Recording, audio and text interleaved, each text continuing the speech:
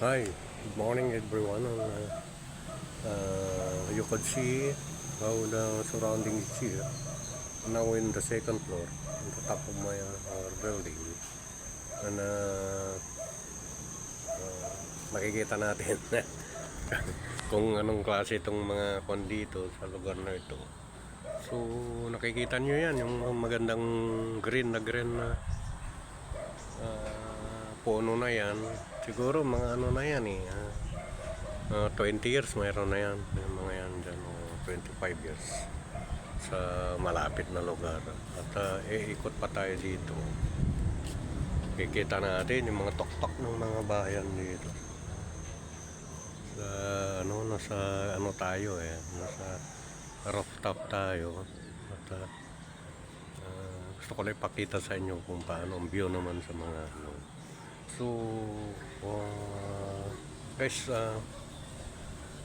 makita nyo yung mga dito sa mga puno dito, tatakal na yan at mga building na yan.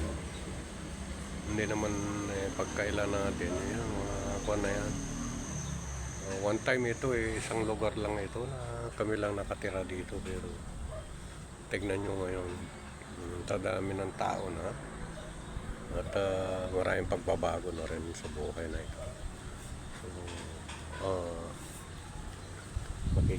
pag tayo naman ay isang residente dito at nagkakaroon tayo ng matagalan na paninirahan, kaya alam natin ng bawat isang yung makikita yung lugar na yun, green na